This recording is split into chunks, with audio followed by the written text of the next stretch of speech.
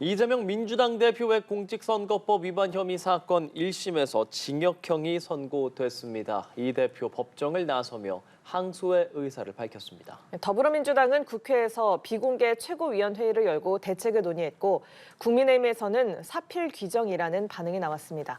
관련 내용 장성호 전 건국대 행정대학원장, 조현삼 변호사 두 분과 이야기 나눠보겠습니다. 어서 오십시오. 안녕하십니까? 안녕하세요. 네, 안녕하십니까? 오늘 이재명 대표의 공직선거법 위반 1심에 대한 결과가 나왔습니다. 1심 선고 결과 징역 1년에 집행유예 2년. 자, 두 분께서도 이제 보시면서 참 많은 생각하셨을 거고 오늘의 뉴스들을 좀 보시고 생각들을 좀 갖고 계실 텐데 자, 먼저 선고 결과 좀 예상을 하셨습니까? 기존의 여러 법조인이라든가 방송 평론가들이 예. 예측한 것보다 예상을 훨씬 뛰어넘는 그런 결과가 나와서 이걸 보는 시청자들 그리고 국민들이 상당히 놀라지 않았을까 이렇게 생각이 들고 예. 왜냐하면 그 대상 자체가 지난 대선에서 윤석열 대통령 후보와 박빙의 아주 각축전을 벌여서 낙선하지 않았습니까? 그리고 현재는 민주당의 당 대표고 그리고 향후 지금 현재 여론조사 지표에서도 유력 대선 주자 이런 분이 지금 1심에서 징역 1년, 집행유예 2년이 이제 선고가 됐기 때문에 예. 다른 재판과 다르게 이것이 과연 대법에 가서 이것을 뒤집을 수가 있을까 그런 차원에서 봤을 때 상당히 충격적인 특히 이제 민주당 입장에서 상당히 충격적인 그런 뉴스라고 생각이 들고 이것이 과연 어디까지 여파가 퍼질까 혹시 정치권 빅뱅의 시작이 될 수 있을까 저는 거기까지 지금 생각을 하고 있습니다. 알겠습니다. 조현선 변호사께서는 법조인으로서 이 관련한 이야기들 저희가 좀 많이 나눴었잖아요. 이번 1심 결과 어떻게 들으셨습니까? 일단 1심 결과 자체는 참 어떻게 보면 수긍하기가 좀 쉽지 않은 결과가 아닌가라는 생각이 우선 들고요. 물론 유죄라고 판단을 할 여지도 있을 겁니다. 그렇지만 저는 우선적으로 양형에 대해서 먼저 말씀을 드리고 싶은 게 지금 유력한 야권 주자 후보이자 지난 대선에서 1,600만 표 이상을 득표한 야당 대표를 상대로 사실상 국민의 선택을 포기하게 만드는 그 정도의 양형을 할 정도의 사안인가, 국민의 선택권을 박탈할 만한 권리가 과연 법원에 있는 것인가라는 저는 그런 의문부터 먼저 말씀을 드리고 싶고요. 재판부가 양형 사정을 따지는 것은 그러한 것들을 두루 살펴보고 양형의 판단의 근거로 삼으라는 것입니다. 그런데 과연 지금 이재명 대표에게 주어져 있는 그런 범죄 혐의라는 것이 과연 대선에 출마하지 못할 정도로 피선거권을 박탈할 정도인가?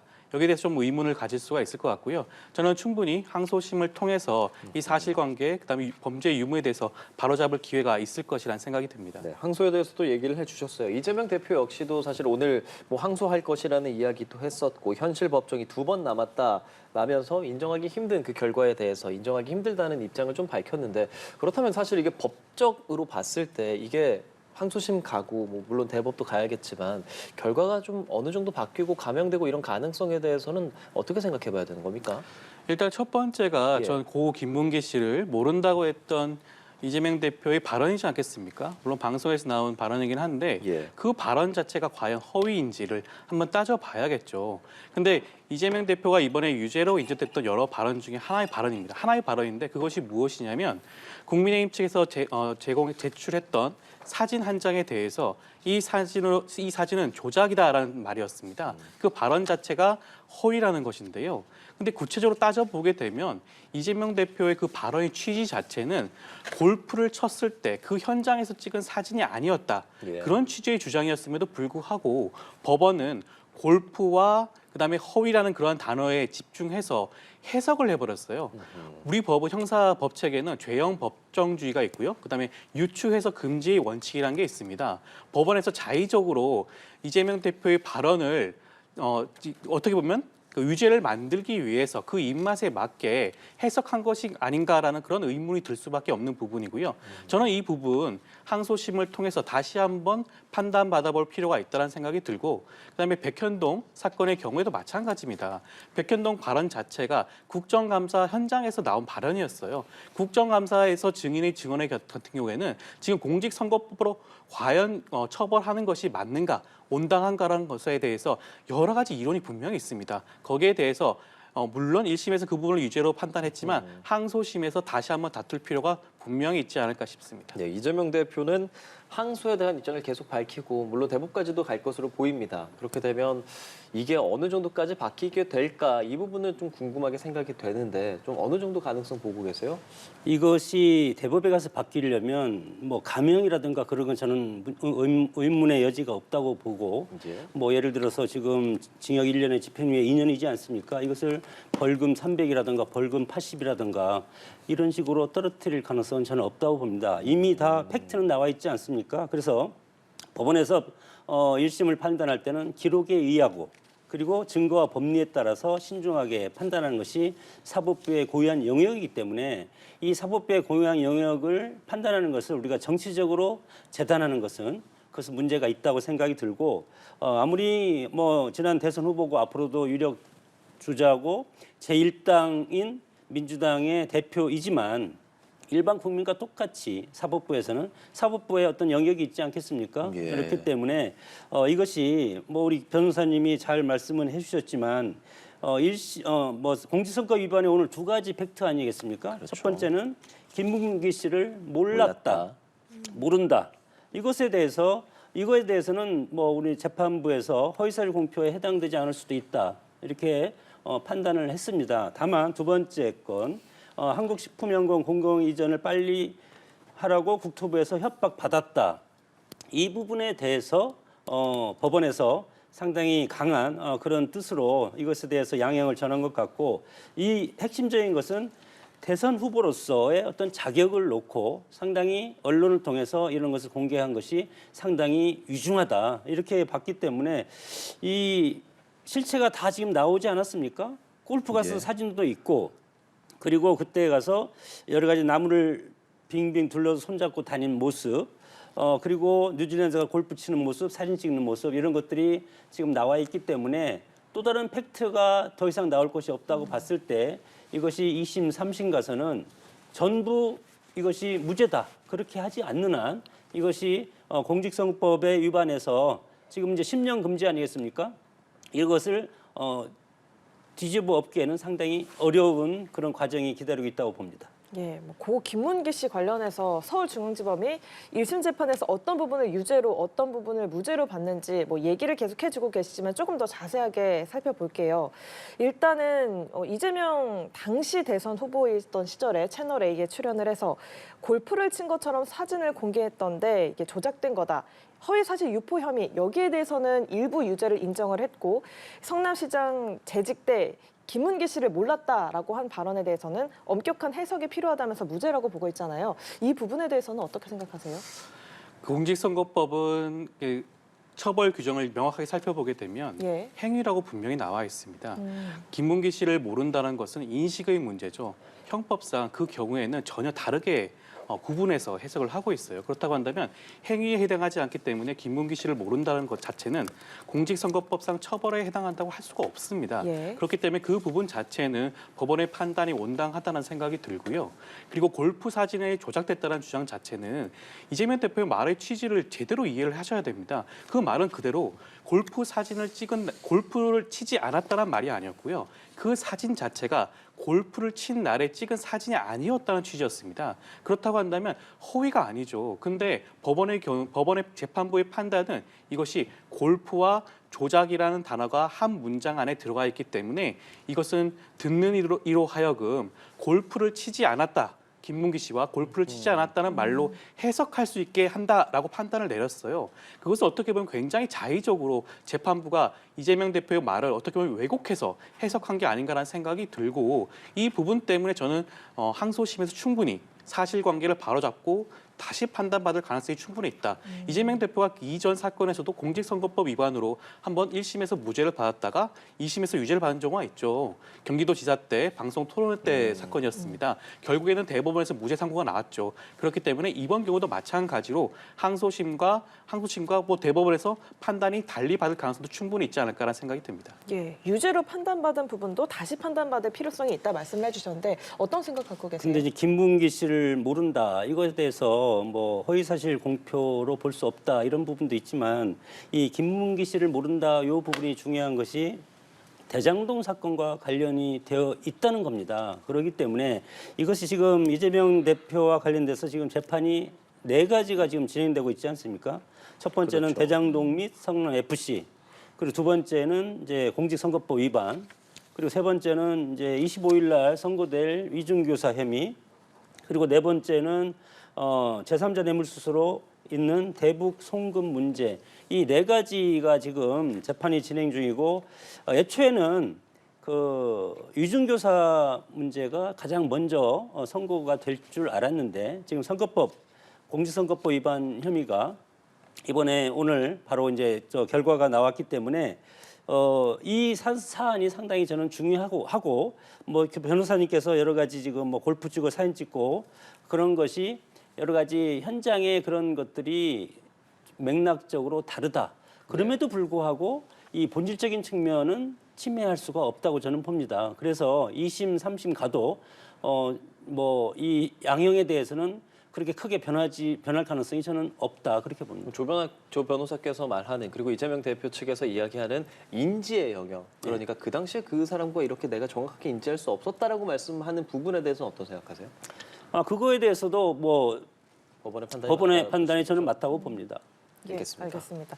그리고 또 이 부분도 살펴볼게요. 이재명 대표가 백현동 한국식품연구원 개발부지 용도를 4단계 상향한 것과 관련해서 2021년 10월 경기도 국정감사에서 국토교통부가 협박해서 변경했다 이렇게 이야기한 점도 허위 발언으로 인정을 해서 유죄로 판단을 했거든요. 법원에서는 성남시 공무원들이 협박당한 적이 없었다라고 보고 있는 건데 이 부분에 대해서는 어떻게 말씀하시겠습니까? 이 죄에 대해서는 우선 검사의 공소 제기가 위법한지 여부부터 따져봐야 됩니다. 제가 앞서 말씀을 드렸지만 국회 증언감정법에 따르면 증인으로 국정감사에서 증인으로 나온 증언 같은 경우에는 이 국회 증언감정법에 따른 형사처벌만 받게 되어 있습니다. 예. 그런데 검사는 이 발언에 대해서 공직선거법 위반으로 기소를 했어요. 그렇다고 한다면 이 기소 자체가 위법하다는 것입니다. 그런데 법원은 여기에 대해서 위법하지 않다라고 판단을 하고 이재명 대표의 발언 자체가 허위인지 아닌지에 대해서 더 나아가 판단을 하게 되었죠. 우선 저는 공소 제기 자체가 위법이라는 말씀을 한 번 더 드리는 것이고요.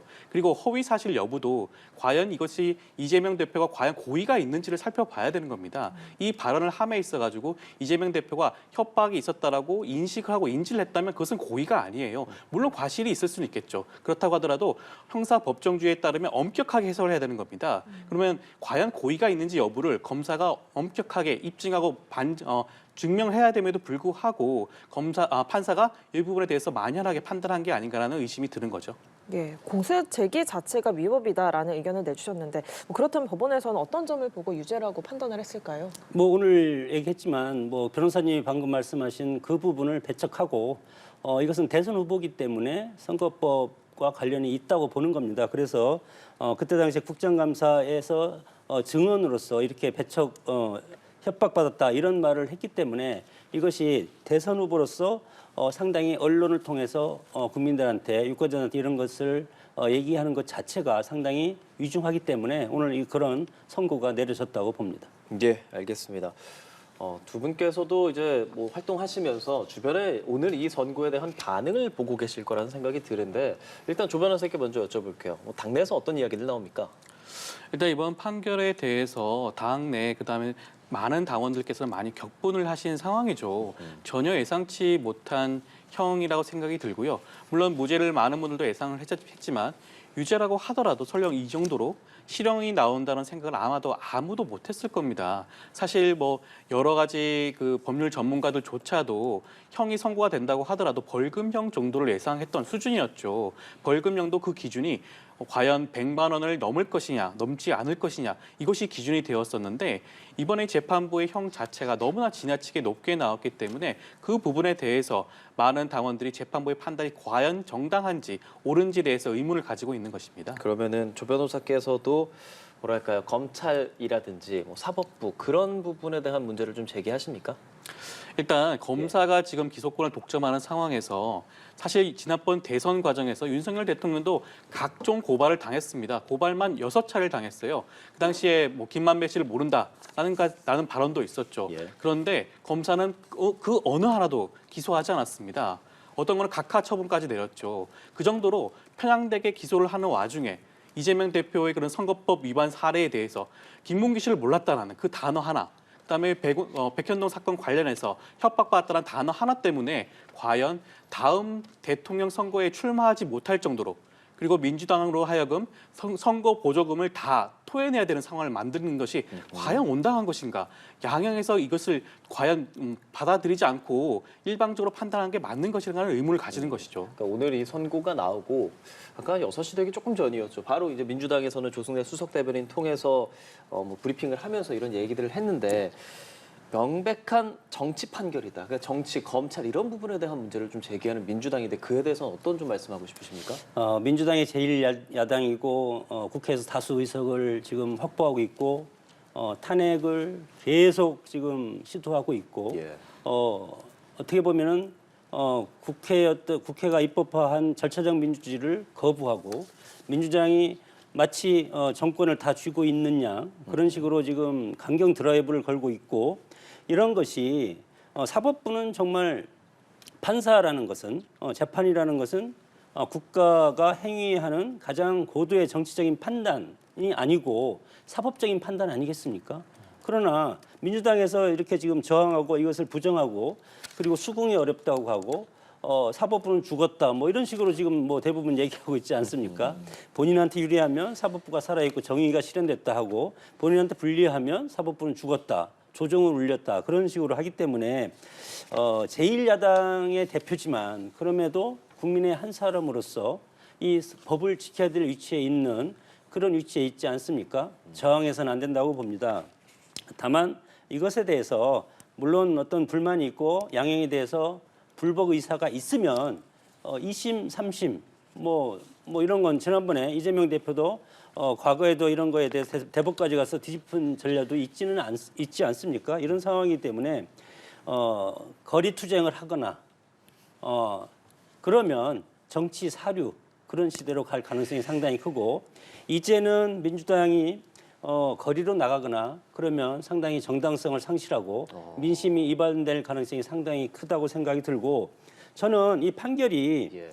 이재명 대표에만 국한된 것이 아니고 민주당의 정치적인 지형을 상당히 위축시키고 그리고 앞으로 향후 과연 통상적으로 보면은 검찰에 의해서 기소가 되면 당직을 못 맡게 돼 있습니다. 통상적으로. 그런데 지금 민주당에서는 당헌 당규를 바꿔서 당대표도 기소가 당했음에도 불구하고 이것이 당무위원이나 최고위원회에서 이것에 대해서 정치적인 그런 것이 있으면 당직을 유지할 수 있다 이렇게 됐기 때문에 과연 그럼에도 불구하고 25일 날 또 재판 결과가 나오지 않습니까? 그렇죠. 이런 상황에서 이재명 대표가 당직인 당 대표를 과연 계속 맡을 수 있을지 저는 거기까지 생각해야 된다고 봅니다. 자, 저희가 이제 조연산 변호사께서 주변인들이 좀 실망과 비판을 한다라는 것에 대해서 이야기 좀 나눠봤다면 그러면 장성호 원장님 주변 분들은 어떤 말씀하십니까?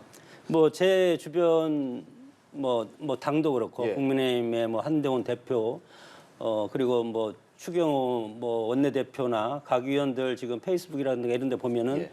통상적으로 한마디가 사필 규정. 그거 딱 뭐 한 단어로 지금 축약되고 있습니다. 사법의 정의는 살아있다 이렇게 되는 것이 왜냐하면 제1당 대표로서 지금 180석을 가진 민주당으로서 예. 지금 국회 여야 합의를 무시하고 계속 탄핵 드라이브를 하고 그것도 부족해서 왜 주말마다 나가서 거리 집회를 합니까? 국회에서 민생과 입법을 챙겨야 되는데 그런 상황에서 저런 대표는 있어서는 안 되겠다. 그러니까 사법부에서 이 죄가 있다면 올바르게 이거에 대해서 판결을 해서 정말 국회라든가 정치가 정상적으로 돌아올 수 있게 하는 그런 것이 지금 보수 정당 국민의힘의 입장이 아닌가 그렇게 생각이 듭니다. 그러니까 이렇게 1심에서 징역형의 집행유예가 나왔다면 민주당에서 거리로 나가고 어떤 이야기를 하는 데 있어서 일종의 정당성이 좀 상실될 수 있는 가능성에 대해서 좀 말을 해주는데 사필 규정이라고 평하는 국민의힘 수많은 인원들에 대해서는 어떤 좀 답을 하고 싶으세요? 그 사필 규정이라는 단어가 지금은 그 추경호 원내대표가 사용했지만 저는 아마 어느 오는 순간에는 예. 아마 민주당에서 똑같은 말을 하게 될 상황이 저는 오리라는 생각이 분명히 듭니다. 그렇게 되면 그 단어의 의미가 누구에게 더 치명적인지는 아마 아시게 될 것 같고요. 그리고 장외 집회에 대해서 말씀을 드리면 예. 장외 집회는 이재명 대표를 구하는 그런 집회가 아닙니다. 이미 장외 집회의 추진 자체가 민주당뿐만 아니라 각종 시민단체, 그다음에 범야권에서 함께 추진했던 그런 집회였죠. 지금 윤석열 정권의 국정 무능과 국정농단 사건에 대해서 진상을 규명하고 김건희 여사에 대한 특검법을 수용하기를 촉구하는 그런 집회입니다. 이것을 이재명 지키기라는 프레임으로 가두려는 것은 전형적인 집권 여당의 그러한 계책이라는 저는 생각이 들고요. 이번에 집회 계속될 겁니다. 그것은 이재명 지키기가 아니라 국가를 바로 세우기 위한 국정농단을 탄핵하기 위한 그러한 집회가 아닐까라는 생각이 들고요. 이것이 어떻게 이재명 대표의 선거로 인해서 정당성이 흐려진다거나 저는 그렇게 생각은 하지는 않고요. 아마 많은 국민들이 그런 같은 한 마음으로 이번 집회에 많은 분들이 참석하지 않을까 하는 생각이 듭니다. 예, 그런데 이 장외 집회에 대해서 사법부 판결에 불복하고 법원을 압박하는 것으로 비칠 수 있다 이런 이야기도 있잖아요. 이거에 대해서는 어떻게 말씀하시겠습니까? 법원을 압박하는 거는 사실 야당과 범야권 그다음에 시민단체가 아닙니다. 일반적으로는 집권 여당이 압박을 하는 게 사법부에 대한 압박이죠. 인사권을 가지고 있는 존재 아닙니까? 그리고 예산권도 가지고 있어요. 그렇다고 한다면 압박을 할 수 있는 것은 집권 여당이라고 할 수가 있겠죠. 물론 소수 정당이긴 하지만 집권 여당이라고 할 수가 있는 것이고요. 그리고 이렇게 사법부를 그런 압박을 가하고 견제하는 것은 어떻게 보면 과거 윤석열 검찰총장 시절에 일부 판사에 대해서 조사한 바가 있지 않겠습니까? 대검을 중심으로 해가지고 그런 것들이 바로 사법부에 대한 압박이라고 하는 것입니다. 어떻게 집회를 하는 것이 우리나라는 집회와 결사의 자유가 있는 나라인데 집회를 한다는 것이 어떻게 사법부에 대한 압박으로 해석이 되는지 저는 이것 자체가 집권 여당이 무리하게 그런 프레임을 씌우는 게 아닌가라는 생각이 듭니다. 제가 한마디만 그 말씀을 네. 드리고 싶은 것이 이번에 지금 이제 예산 정국 아니겠습니까? 예산 정국에서 민주당이 검찰 그리고 뭐 여러 가지 검찰 예산 대폭 삭감했고 이재명 대표 수사와 관련된 건 그리고 김건희 여사와 관련된다고 하는 것 그런 것을 대폭 다 삭감을 했고 법원의 예산은 상당히 민주당을 주도해서 늘려줬습니다. 그리고 판사 임관 연한을 낮추자고 해서 실력 있는 판사가 영입한다 이런 것이 법원의 오랜 수건이었는데 이것도 민주당이 앞서서 해줬고 또 선심성 증액 판사님 연수 비용도 증액을 시켜주는 이것이 어떻게 보면은 재판을 앞두고 선거를 앞두고 민주당에서 하는 행태이기 때문에 이런 것은 오해받을 수 있고 그러면 수사 검사도 상당히 수사는 뭐 정치 수사뿐만이 아니고 정치인 수사뿐만이 아니고 민생 사범을 잡기 위한 수사도 해야 되지 않겠습니까? 그런 거 왜 다 깎습니까? 그렇기 때문에 이런 걸로부터도 어떤 그런 오해를 받을 수가 있기 때문에 어떤 정치의 정상화 이런 것이 상당히 필요한 시점이라고 봅니다. 예. 지금은 이제 1심 결과가 나온 것에 대해서 이야기를 나누고 있고 언론에서도 네. 많이 보도하는데 뭐 만약이라는 가정에서 이게 형이 확정이 된다라고 했을 때 형이 100만 원 이상만 나와도 사실은 뭐 의원직 상실이라든지 이것저것 수많은 것들이 민주당 입장에서는 걱정이 될 수 있는 상황들이 있는데 특히나 피선거권 박탈에 대해서는 어떤 반응들이 있습니까? 사실 그 부분 때문에 가장 치명적이라고 하는 것이 이번 공직선거법의 유죄와 그런 양형에 대한 것입니다. 제가 거듭해서 말씀을 드리지만 공직선거법상 100만 원 이상을 초과하는 형을 받게 되면 피선거권이 박탈되는 치명적인 결과를 낳습니다. 예. 지금 이재명 대표의 경우에는 지난 대선에서도 1,600만 명이 넘는 사람들이 투표를 했었죠. 그리고 이번 유력한 대선 주자이기도 하고 야당 대표이기도 합니다. 예. 각종 여론조사에서 차기 대선 주자 중에 1위로 항상 꼽히는 분이시죠. 그런데 100만 원을 초과하는, 100만 원 넘는 그리고 심지어 실형인 선고가 남으로 인해 가지고 피선거권을 박탈하는 것이 과연 온당한 것인가? 물론 재판부의 판단은 존중해야겠죠. 법치국가에서는 당연한 것입니다. 그렇다고 하더라도 많은 국민들이 기대하고 선거에서 분명히 이재명 대표의 그런 위반 사안에 대해서 충분히 검증할 수가 있습니다. 만약에 이재명 대표가 그 위반 사안에 대해서 중하다라는 판단이 들면 투표를 하지 않는 선택을 하시겠죠. 그런 선택권조차도 빼앗는 것이 과연 온당한 것인가, 적당한 양형 수준인가, 저는 그 부분을 다시 한번 지적하고 싶습니다. 피선거권 박탈 상당한 의미가 있을 걸로 보이는데 물론 이것은 가정이지만 어떤 생각하십니까? 만약에 25일 날 위증교사 혐의가 똑같은 판례에서 결과가 유죄 판결이 나온다면 10년 지금 뭐 출마 금지죠. 그렇죠. 10년간 피선거권 피선거권이 제한되니까 출마할 수 없는 이런 것들이 실질적으로 확정될 인식을 국민들이 가질 가능성이 상당히 크고 그렇게 된다면 이재명 대표의 민주당에서 지금 일극 체제 아닙니까? 명실상부하게 지난 총선도 공천권이라든가 당을 완전히 장악한 그런 이재명 대표 입장에서 그리고 민주당 입장에서는 어떤 지금 나침판이 없어질 가능성이 상당히 큽니다. 그렇게 되면은 누가 흔들리겠습니까? 당 내부에서 흔들리고 정치인은 정치 권력을 쫓는 그리고 지도자를 쫓는 그런 경향이 상당히 강한데 지도자의 어떤 정당성이 상실된다고 생각이 됐을 때 이것은 지금 뭐 과거에도 마찬가지입니다. 민주당이 기존의 민주당이 있다고 하더라도 과거 열린우리당도 마찬가지죠. 열린우리당이 있는데 호남민주당이 다시 태동을 합니다. 지방선거 때 태동을 해서 각자 지방선거를 치르고 다시 대선 때 합치는 그런 것이 이제 그때 당시 야권의 전략이었는데 이번도 마찬가지로 이렇게 되면은 민주당이 분화될 가능성이 상당히 크고 새로운 신당이 내년 지방선거를 앞두고 태동이 되거나 기존에 또 뭐 새로운 당이 있지 않습니까? 호남을 기반으로 한 그런 정당이 호남에서 좀 더 활동력 있고 그리고 좀 더 힘 있는 정당으로 될 가능성이 상당히 크기 때문에 이것이 하루 이틀 걸릴 것이 아니고 1년 정도 만약에 대법까지 간다고 했을 때 이걸 계속 안고 갈 거냐. 이것은 민주당 구성원이라든가 국회의원, 민주당 의원들이 상당히 고민을 많이 해야 될 것이고 혼란도 상당히 많을 것이라고 생각이 듭니다. 예, 아직 1심 판단이기 때문에 확정된 것은 아닙니다만 만약에 피선거권이 박탈되는 상황이 되게 된다면 좀 법률적인 원칙에 관해서 좀 질문을 좀 드려볼게요. 1심 선고 그리고 2심, 3심 이 기간이 좀 정해져 있잖아요. 만약에 그렇게 되면 시기상 2027년 3월 대선 전에 좀 형이 확정될 그럴 가능성이 있겠습니까? 그 부분은 좀 지켜봐야 되는 게 물론 말씀하신 것처럼 공직선거법에 따르면 재판 기간에 관한 규정이 나와 있긴 합니다. 예. 강행 규정으로 정해져 있고요. 1심 같은 경우에는 6개월 안에, 그다음에 나머지 선고의 경우 항소심의 경우는 3개월, 그다음에 상고심의 경우에는 3개월 이내에 선고하도록 그런 강행 규정이 되어 있긴 합니다만 예. 지금까지 어느 재판부도 이 기간을 준수한 경우가 거의 없거든요. 그렇기 때문에 이번 이재명 대표의 공직선거법 위반 사건의 경우에도 6개월을 훨씬 넘는 기간 동안 재판이 지속이 되었고요. 항소심과 상고심의 경우에도 이전의 전례를 살펴본다면 3개월씩 이내에 끝날 가능성은 저는 사실 낮다고 봅니다. 만약에 3개월 이내에 끝내게 된다면 오히려 굉장히 이례적인 경우라고 저는 보여져요.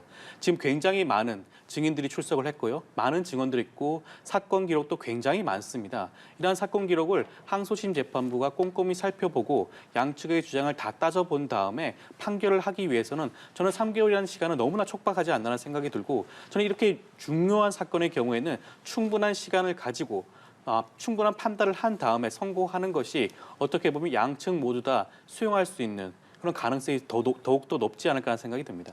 일반적으로 원칙적으로 봤을 때 기간으로 보면은 그 전에 나올 가능성이 높은 걸로 보는 것이 맞기도 한 겁니까, 그럼?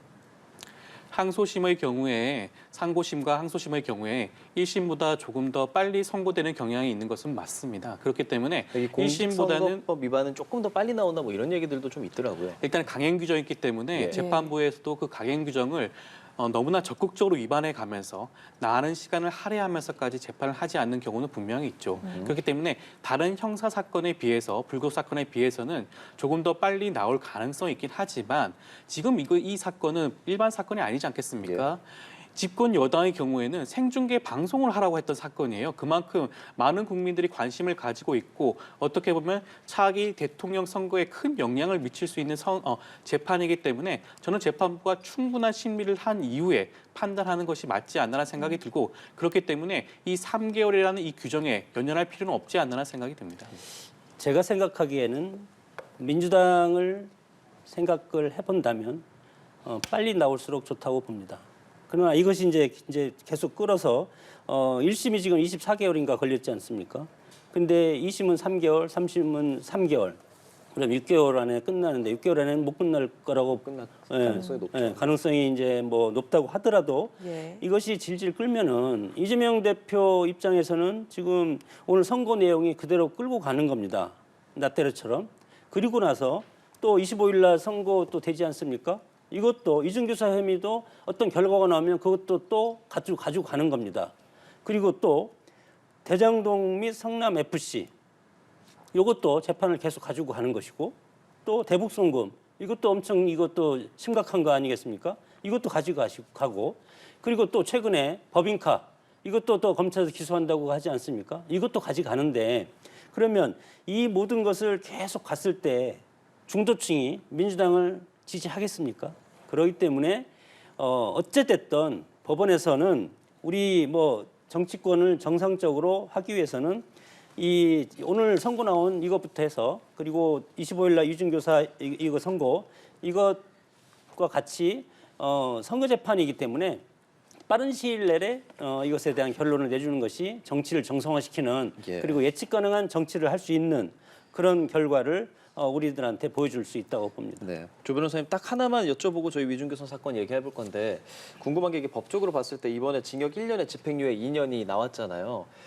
감형이라든지 뭐 상고심에서 대법까지 가면 어쨌든 민주당 입장에서 솔직히 100만 원 이상이면 막 아주 큰 차이가 있다기보다 이 지금 말한 이 뭐 비용이라든지 수많은 것들에 영향은 있지 않습니까? 그 정도로 확 감형이 되는 그런 가능성도 좀 궁금하거든요.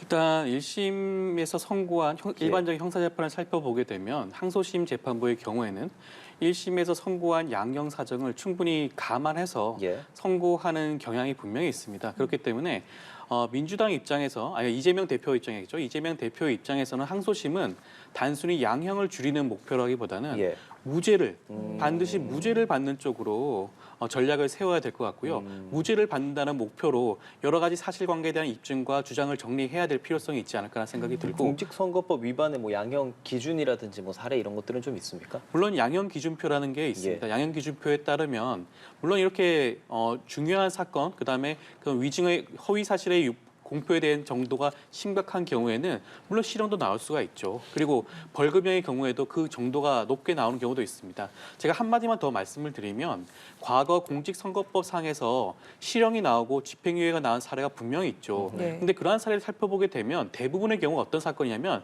지금 이재명 대표처럼 본인이 무슨 방송인인데 출연해서 허위 사실을 말했다는 그런 정도가 아닙니다. 상대방 후보를 떨어뜨리기 위해서 허위 사실을 공표한 경우, 그다음에 본인이 당선되기 위해서 허위 사실을 공표한 경우, 그리고 다른 상대방 후보자를 비방한 경우, 이러한 사건들이 다 합쳐져서 일반적으로 실형과 집행유예가 나오곤 했었거든요. 네. 그런데 이재명 대표의 경우에는 굉장히 이례적으로 본인의 그런 허위 사실 공표 하나만으로 그 발언조차도 사실은 불분명한 그 발언 때문에 실형과 집행유예가 나왔기 때문에 굉장히 이례적이고 항소심에서 충분히 다뤄볼 만한 이유가 있지 않나라는 말씀을 드리는 겁니다. 예, 지금 이재명 대표는 6개 사건 3개 재판 1심이 진행형인 상황인데요. 당장 열흘 뒤에 이재명 대표의 또 다른 재판 선고가 예정돼 있습니다. 위증교사 사건 1심 결과가 25일에 나오는데 일단 오늘 첫 선고 결과로 영향을 미칠 가능성 있다고 보십니까? 상당히 많지 않겠습니까? 뭐 지금 장외 집회라든가 법원 시위라든가 재판관들이 상당히 압박을 받지 않을까 이렇게 정당 대표 한동훈 대표도 그런 얘기를 많이 했고 그럼에도 불구하고 오늘 한상진 판사 부장 판사가 이거에 대해서 징역 1년 집행유예 2년을 선고했기 때문에 이거보다 더 위중한 것이 위중교사 사건입니다.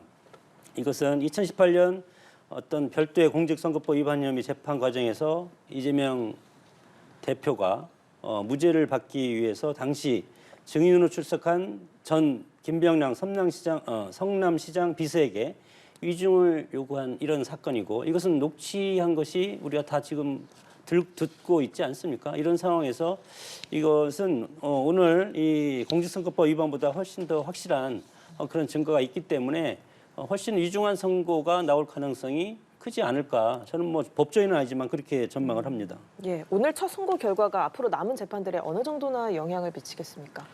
사실 오늘 선고 결과가 다른 사건에 영향을 미친다면 그것 자체가 문제겠죠. 각 재판부는 본인 사건에 따라서 법리와 증거에 따라서 판단을 해야 되는 겁니다. 그렇기 때문에 위증교사 사건도 아마 재판부가 현출되어 있는 증거와 법리에 따라서 판단을 할 것이라고 보여지고요. 저는 위증교사 사건의 경우에는 가장 핵심적인 증거인 녹취록이 이미 공개가 되었습니다. 많은 국민들이 그 내용 모두 다 확인할 수가 있고요. 과연 이재명 대표가 그 당시 김진성 씨에게 위증, 그러니까 허위 증언을 요구하는 내용인지를 한번 직접 들어보시면 충분히 판단할 수 있지 않을까라는 생각이 드는데요. 이재명 대표는 녹취록을 살펴보게 되면 김진성 씨한테 기억을 살려서 있는 그대로 말을 해달라고 수차례 반복적으로 말을 하고 있습니다.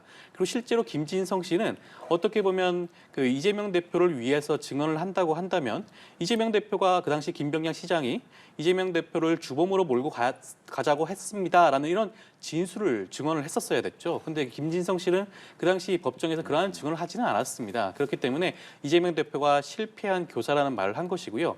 여러 가지 사정과 정황을 살펴보게 된다면 이것조차도 법과 그다음에 증거로 따져본다면 과연 이것이 유죄가 나올 가능성이 있을까? 저는 좀 의문이 아닌가 싶습니다. 그러니까 지금 저희가 뭐 공직선거법과 위증교사 뭐 당장 있는 것에 대해서 좀 얘기를 하기는 하지만 대장동, 성남FC 등등 몇몇 것들이 좀 있기는 있단 말이죠. 그런 부분에 대해서 말씀하시는 게 조금 빨리 뭔가 선고 결과가 나오고 계속 그걸 안고 갈 수 있겠느냐. 그러니까 그 많은 것들에서 다 100만 원이 안 나오는 정도의 결과까지 이끌어내기까지 뭐 이런 부분에 대한 파급을 좀 얘기 계속 하셨거든요. 어떻게 좀 답하고 싶으세요? 저는 이 재판 자체가 모든 예. 재판은 충분한 심리를 거쳐서 판단하는 것이 검사와 이재명 대표 본인에게도 유리하지 않은가 생각을 거듭해서 말씀을 드리는 거고요. 각 사건의 경우에 검찰의 측 같은 경우에는 증인을 100여 명이 넘는 사람들을 증인 신청을 하고 있어요. 그것이 받아들여지고 있고 실제로 각 재판에 출석을 해서 증인을 하고 있습니다. 그렇기 때문에 모든 재판이 지연되고 있고 늘어지고 있다고 할 수가 있겠죠. 근데 증인을 신청하고 증언을 듣는 것 자체가 검찰과 이재명 대표 모두의 권리입니다. 그것을 재판부가 인정을 했다고 한다면 충분한 심리를 통해서 증언과 각종 증거를 통해서 판단하는 것이 온당하겠죠. 성급하게 판단한다고 한다면 그것이 어떻게 보면 정당한 판단이라고 할 수 있겠습니까? 저는 그런 의미에서 섣불리 판단하기보다는 충분한 시간과 여유를 가지고 심리를 하는 것이 온당하다는 말씀을 드리는 겁니다. 예. 아까 전에 그 생중계 얘기 잠깐 해주셨잖아요. 네. 공직선거법 위반에서는 뭐 공방이 있고 결국에는 안 되는데 뭐 앞으로는 가능성 좀 있겠습니까? 필요하다고 보세요? 뭐 오늘도 불허했기 때문에 예.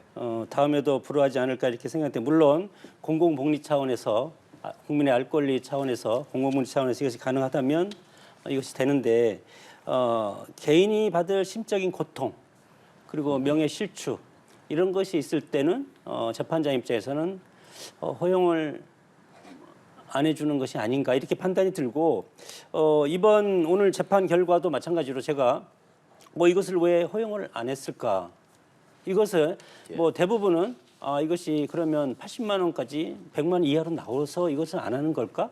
그렇게 이제 생각하는 분도 있었지만 저는 개인적으로는 오늘 이 선고가 예. 공직선거법 위반 이 선고가 상당히 양형이 엄청 크게 나와서 이거 재판장이 이것을 공개를 하지 않았겠구나 이런 생각도 했습니다. 그래서 마찬가지로 지금 이준교사 이 재판 25일 것도 한번 우리가 면밀하게 그 결과를 보면은 과연 재판장이 오늘은 비공개를 했는데 그때 만약에 공개로 이렇게 하면 그럼 뭐 혐의가 좀 적게 나올 수도 있지 않겠습니까? 그래서 그럼에도 불구하고 이것은 전적으로 담당 재판장의 어떤 결정 권한이 있기 때문에 물론 재판받는 대상자 이재명 대표가 동의를 해줘야지 이것이 간단하게 예. 해결이 됩니다.